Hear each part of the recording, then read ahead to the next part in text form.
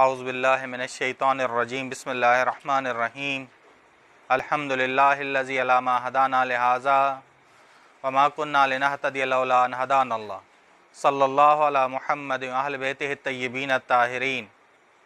تفسیر سورہ مجادلہ شروع کرنے لگے ہیں۔ اس کا مقدمہ کہ یہ سورہ مدینہ میں نازل ہوئی ہے۔ اس سورہ میں بعض فقہی احکامات ذکر ہوئے ہیں، اس وجہ سے یہ مدنی سورہ ہونے کی دلیل کیا ہے؟ تو جواب دیں گے کہ اس سورہ میں بعض فقہی احکامات ذکر ہوئے ہیں۔ اس سورہ کو اس لیے مجادلہ کہا جاتا ہے کہ اس کے آغاز میں ایک عورت کی رسول خدا صلی اللہ علیہ وسلم سے مجادلہ اور شکایت سے آغاز ہوتا ہے۔ اس وجہ سے جس کے شوہر نے اس کے ساتھ طلاق زہار کیا تھا، زہار ایک طلاق تھی، جاہلیت کی رسم تھی۔ اسی مناسبت سے سورہ مجادلہ میں طلاق زہار کا حکم ہے، جو حکم فقہی اس کو رد کیا گیا۔ جاہلیت کی رسم تھی۔ معاشرت اور ہم نشینی کے آداب، منافقین کے بارے میں گفتگو ہوتی ہے، اور مومنین کو شیاطین اور منافقین سے دور رہنے کی تلقین ہوتی ہے، اور حزب اللہ سے جڑنے کی تلقین ہوتی ہے۔ بس سورہ مجادلہ کے مضامین کو 3 حصوں میں تقسیم کیا جا سکتا ہے۔ پہلا حصہ طلاق زہار کے حکم پر مشتمل ہے، جو زمانہ جاہلیت میں ایک قسم کی دائمی طلاق شمار ہوتی تھی، جس سے اسلام نے تبدیل کر کے صحیح سمت دی ہے کہ یہ طلاق نہیں ہے۔ ہاں، اس کا کفارہ مرد ادا کرے، کفارہ رکھا، لیکن دین اسلام نے کہا کہ یہ طلاق نہیں ہے۔ دوسرے حصے میں ہم نشینی معاشرت کے آداب بیان ہوئے ہیں، من جملہ ان میں سے سرگوشی سے پرہیز کرنا، مجلس میں نئے آنے والوں کو جگہ دے دینا، یہ شامل ہے۔ آخری حصے میں منافقین سے بحث ہوتی ہے، یعنی وہ اشخاص جو بظاہر اپنے آپ کو اسلام کا خیرخواہ ظاہر کرتے ہیں، لیکن باطن میں یہ لوگ اسلام کے دشمنوں کے ساتھ پوشیدانہ مخفیانہ تعلق رکھتے تھے۔ اس حصے میں اسلام کے حقیقی پیروکاروں یعنی مومنین کو شیاطین اور منافقین سے پرہیز کرنے کی تلقین کرتے، اور انہیں حزب اللہ یعنی اللہ والوں میں شامل ہونے، نیز محبت اور نفرت میں بھی خدا کی مرضی شامل کرنے میں دعوت دی گئی ہے کہ اپنی محبت میں، اپنے بغض میں اللہ کی رضا کو مد نظر رکھو۔ کہ روایات میں بھی ہے کہ الحب والبغض للہ، ائمہ فرماتے ہیں کہ ہماری حب اور ہمارا بغض کس کے لیے ہو جائے؟ اللہ کی رضا کے لیے ہو جائے۔ جاہلیت کے زمانے میں نکاح بھی غلط تھا اور طلاق بھی غلط تھی، یہ دونوں غلط تھی، جسے اسلام نے آ کے ٹھیک کیا۔ نکاح شگار تھا، نکاح شگار یہ ہے کہ کوئی شخص اپنی بیٹی یا کسی اور کی جس کا وہ ولی ہو دوسرے شخص سے اس شرط پر نکاح کرائے کہ وہ بھی اپنی بیٹی یا جس کا وہ ولی ہے اس کی شادی اس سے کرے، خواہ اس میں حق مہر ہو یا نہ ہو۔ ٹھیک، اب حق مہر 2 قسموں کا ہے، یہ ذہن میں رکھیے گا۔ ایک حق مہر ظاہری ہے کہ ظاہری حق مہر یعنی مال دیا جاتا ہے، حق مہر کے بغیر نکاح نہیں ہوتا۔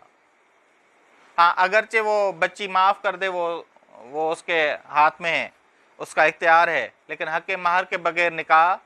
ایک حق مہر معنوی، امام تقی علیہ السلام نے جو حق مہر دیا تھا اپنی بیوی کو، وہ مناجات دی تھیں۔ بس یہ ذہن میں رکھیے گا، ام فضل کو مناجات دی تھی۔ جو ہمارے ہاں معنوی جو حق مہر ہے وہ تو ناپید ہو چکا ہے۔ بس نکاح شگار یہ ہے کہ کوئی شخص اپنی بیٹی یا کسی اور کی جس کا وہ ولی ہو دوسرے شخص سے وٹا سٹا جو ہے، یہ وٹا سٹا مراد ہے کہ شرط رکھی جائے کہ میں دوں گا تو تم بھی دو گے۔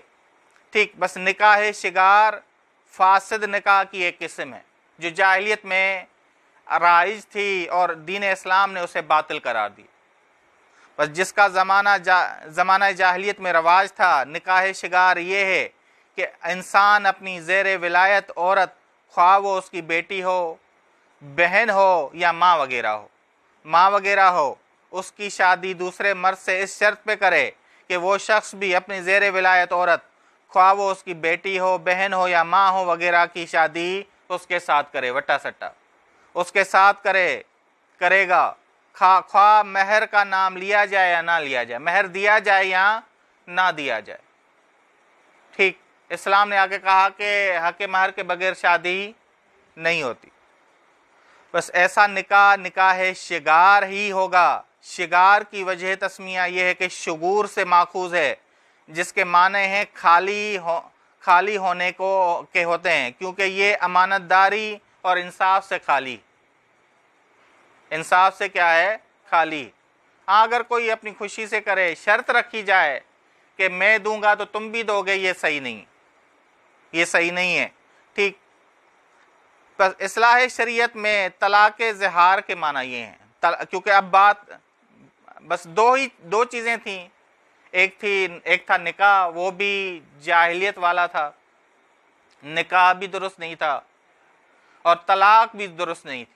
اب یہاں جو بات ہو رہی ہے وہ طلاق کے حوالے سے ہو رہی ہے، بس اصلاح شریعت میں طلاق زہار کا معنی یہ ہے کہ کوئی شخص اپنی بیوی کو یوں کہہ دے کہ تو مجھ پر میری ماں یا میری بہن یا کوئی اور محرم خاتون جیسی۔ یہ جب کہتا تھا تو اس سے جدائی اختیار کر دیتا تھا۔ یہ طلاق دینے کا طریقہ تھا، جان چھڑانے کا طریقہ یہ تھا۔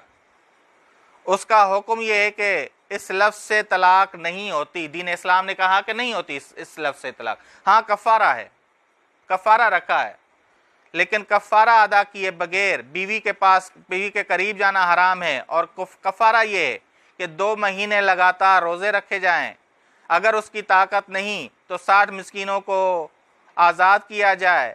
اس وقت غلام تھا تو غلام کو پہلے آزاد کرنا، اگر وہ نہیں کر سکتا تو روزے رکھنا یا 60 مسکینوں کو کھانا کھلانا، 60 مسکینوں کو 2 وقت کا کھانا کھلائے، تب اس کے لیے بیوی کے پاس جانا کیا ہوگا؟ حلال ہوگا۔ بس یہ جو سورہ مجادلہ ہے وہ طلاق زہار کے بارے میں گفتگو کرتی ہے، طلاق زہار کے بارے میں۔ بس جاہلیت میں نکاح بھی غلط تھا اور طلاق بھی کیا تھی؟ غلط تھا۔ نکاح کون سا تھا؟ شگار، اسے آپ اپنی زبان میں وٹا سٹا کہتے ہیں کہ شرط رکھی جائے۔ ایک دفعہ دو جو خاندان ہیں وہ ایک دوسرے سے راضی ہو کر ایک دوسرے سے کرتے ہیں رشتہ، تو کوئی مشکل نہیں، لیکن شرط رکھی جائے کہ میں بچی یا میں بہن آپ کو اس لیے دوں گا کہ آپ بھی مجھے دیں۔ اس سے دین اسلام نے کیا قرار دیا ہے؟ فاسد شمار کیا ہے اور اسے باطل قرار دیا ہے۔ ہمارے معاشرے میں یہ چیزیں ہیں، آپ دیہی علاقوں میں چلے جائیں تو یہ رسمیں بہت زیادہ ہیں کہ آپ دو گے تو میں دوں گا، ٹھیک ہے، میں دوں گا اس شرط پہ کہ آپ دو گے، ٹھیک۔ بس اسے دین اسلام نے کیا ہے؟ بطلان کا خط کھینچا ہے۔